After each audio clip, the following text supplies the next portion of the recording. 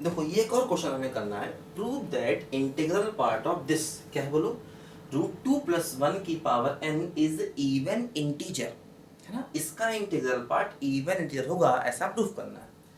Also prove that 1 - f² is even integer where f is fractional part of given expression। देखो ये जो given expression है इसका fractional part f है, और हमें प्रूव करना है कि ये टर्म भी एक इवन इंटीजर होगा। f क्या है,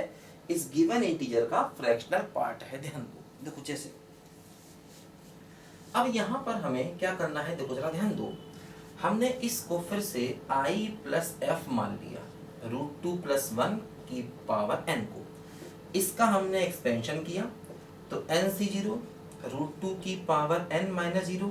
1 की पावर 0, nc1 √2 की पावर n - 1, 1 की पावर 1, nc2 √2 की पावर n - 2, 1 की पावर 2 एंड सो ऑन। ध्यान दीजिए, फिर देखो क्या हुआ, nc3 √2 की पावर n - 3 और 1 की पावर 3 एंड सो ऑन। ठीक है, देखो अब हम क्या करेंगे, अपनी तरफ से टर्म g मानेंगे, बीच में माइनस साइन ले लेंगे। ध्यान दो, ठीक है, देखो ये बात फिर ध्यान दो कि g हमेशा 0 और 1 के बीच में यहां पर भी है। देखो √2 में से 1 को माइनस करेंगे, वैल्यू पॉजिटिव आएगी, उसकी पावर n करेंगे, n क्या है, नेचुरल नंबर है, n यहाँ पर नेचुरल नंबर है, नहीं दिया गया तब भी वो नेचुरल नंबर ही है। तो देखो g फिर से 0 1 के बीच में अपने आप ही है। अब देखो अगर हम g का एक्सपेंशन करें तो nc0 √2 की पावर n - 0, 1 की पावर 1, nc1 √2 की पावर n - 1, -1 की पावर 1, nc2 √2 की पावर n - 2, -1 की पावर 2 एंड सो ऑन। देखो क्या हो रहा है यहाँ पर, अगर हम इन दोनों को प्लस करते हैं तो देखो ये टर्म कैंसिल होगा, है ना, और मतलब देखो जहां पर ये अगर हम प्लस करेंगे तो देखो ये वाले टर्म यहाँ पर कैंसिल होंगे। अब देखो जरा ध्यान दो, इसमें अगर हम इनको माइनस करेंगे तो देखो क्या होगा, अगर हम इसको माइनस करेंगे तो देखो जैसे ये टर्म कैंसिल होगा और देखो ये टर्म कैंसिल होगा। ध्यान दो, है ना, यहाँ पर देखो जरा ध्यान दो, n जो है, देखो इस क्वेश्चन में n जो दिया गया है वो ऑड इंटीजर दिया गया, n इज ऑड, इस क्वेश्चन में n ऑड इंटीजर दिया गया है, ऐसा बच्चों नोट कर लो। इस क्वेश्चन में n ऑड इंटीजर है, ध्यान देना, इस क्वेश्चन में n ऑड इंटीजर देखो हमको दिया गया है, इस बात को नोट कर लो। तो देखो क्या होगा, अगर n ऑड है तो देखो ये टर्म मतलब इंटीजर नहीं होगा, ये टर्म इंटीजर होगा क्योंकि ऑड -1 इवन बन जाएगा और पावर इवन तो इंटीजर। फिर देखो ऑड -2 फिर से ऑड, है ना, तो ये भी नॉन इंटीजर होगा, ये फिर इंटीजर होगा। देखो क्या होगा, अब अगर हम ऐड करते हैं तो ऐड करने से देखो ये टर्म कटेगा, ये कटेगा, देखो ये टर्म बचेंगे, और जो टर्म बचेंगे वो रूट की पावर ऑड वाले बचेंगे। देखो ये बचेगा ऐड करने से, अगर हम इन दोनों को प्लस कर दें तो ऐड करने से रूट की पावर ऑड वाले टर्म बचेंगे और उनसे हमें कोई फायदा नहीं, क्योंकि रूट की पावर ऑड इसका मतलब वो इंटीजर नहीं हुआ, ऐड करने के बाद इंटीजर बनना चाहिए, ये पहली कंडीशन है इस टाइप के सवाल में। क्योंकि अगर हम इनको ऐड कर दें देखो ये टर्म बचेगा, है ना, जो कि रूट की पावर n, रूट की पावर n का रूट की पावर ऑड वाला टर्म है। देखो ये भी रूट की पावर ऑड -2 फिर से ऑड, तो रूट की पावर ऑड वाले टर्म बच जाएंगे ऐड करने से, और ये कैंसिल हो जाएंगे।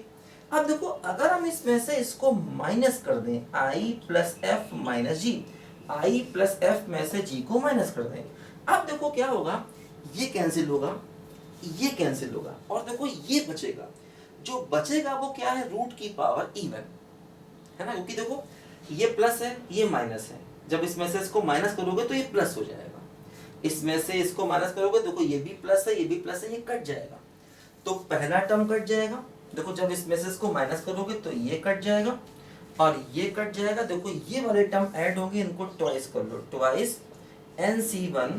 √2 की पावर n - 1 × 1, फिर देखो n×√2 और 1/3 एंड सो ऑन। ध्यान देखो जो टर्म बचे हैं वो रूट की पावर इवन वाले टर्म है, क्योंकि देखो n ऑड है तो रूट की पावर इवन मतलब इंटीजर, देखो n ऑड है तो रूट की पावर है ना इवन, क्योंकि ऑड में से ऑड घटाओगे तो इवन आएगा। तो ये भी टर्म रूट की पावर इवन है, ये भी, ये देखो इंटीजर बचा, बल्कि आगे 2 है तो देखो हम कह सकते हैं यहाँ से ये इवन इंटीजर बचा। घटाने पर या जोड़ने पर इंटीजर आना चाहिए, तो हम कह सकते हैं कि i प्लस एफ माइनस जी बराबर 2k, मतलब ये एक इवन इंटीजर आया, क्योंकि देखो यहाँ पर प्लस करने से इंटीजर नहीं बन रहा। ये बात ध्यान देनी है कि प्लस करोगे तो इंटीजर नहीं बनेगा, इसलिए प्लस नहीं किया। हमें प्लस करो या माइनस करो बनाना है इंटीजर को, प्लस करने से इंटीजर यहाँ पर नहीं बनेगा, ध्यान दो। तो माइनस करने से इंटीजर यहाँ बन रहा है, क्योंकि देखो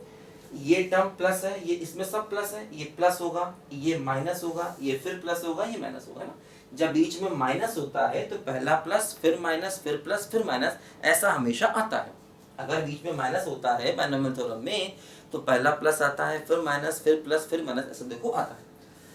अब देखो यहाँ पर जरा ध्यान दो क्या हो रहा है कि f होगा 0 और 1 के बीच में, अच्छा g भी होगा 0 1 के बीच में, अच्छा माइनस जी क्या होगा, ये हो जाएगा -1 0 के बीच में। इसको माइनस से मल्टीप्लाई कर दो, इसको अगर माइनस से मल्टीप्लाई कर दें इक्वलिटी चेंज, देखो ये f है 0 1 के बीच में, माइनस जी ये हो गया, इन दोनों को प्लस कर दें। अगर हम इन दोनों को प्लस कर दें तो देखो यहाँ से f माइनस जी आ जाएगा -1 और 1 के बीच में। देखो ये f है और ये माइनस जी है, अगर हम इन दोनों को आपस में प्लस कर दें तो ये हो गया -1 और 1 के बीच में। अच्छा और एक बात ध्यान दो, जैसे यहाँ से f माइनस जी क्या हो जाएगा, इंटीजर हो जाएगा, ध्यान दो,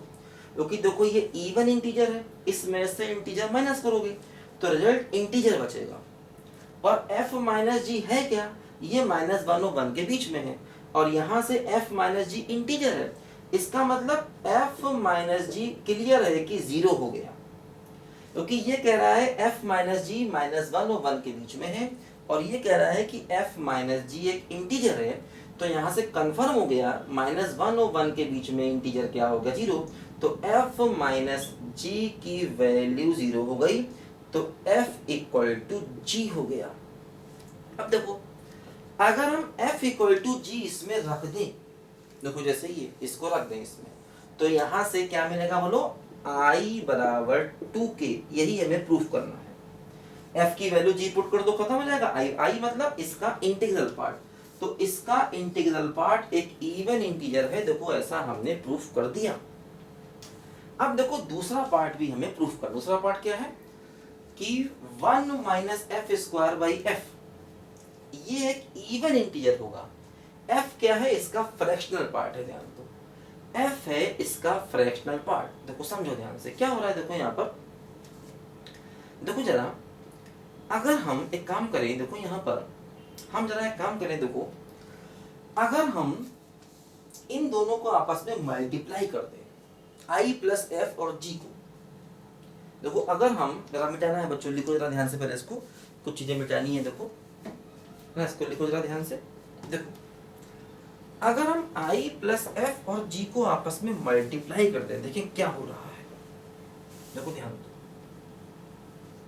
देखो क्या हो रहा है, इनको आपस में मल्टीप्लाई करो तो i प्लस एफ है ना, और इंटू जी को आपस में मल्टीप्लाई कर दें, i प्लस एफ और इंटू जी, देखो ये इससे मल्टीप्लाई होगा तो √2 प्लस 1 की पावर n, √2 माइनस 1 की पावर n। देखो ये क्या हुआ, i प्लस एफ और g बराबर f हमने प्रूव किया, तो ये f हो गया। देखो ये हो जाएगा a plus b, a minus b, तो a square minus b square, मतलब 2 माइनस 1 की पावर n, तो देखो ये 1 हो जाएगा, है ना। ये देखो a प्लस बी, a तो a स्क्वायर मतलब 2 माइनस बी स्क्वायर मतलब 1, तो पावर n, तो 1 हो गया। अब देखो यहाँ से क्या हुआ, ये हो गया i f plus F square बराबर 1, तो देखो ये क्या हो गया, यहाँ से ध्यान दो, i f बराबर 1 माइनस एफ स्क्वायर, तो i बराबर 1 minus F square by F, है ना, I F plus F square बराबर 1। तो i इंटू एफ बराबर, देखो f से डिवाइड कर दिया, देखो ये वैल्यू i के बराबर आ गई, और i क्या है बोलो, इवन इंटीजर,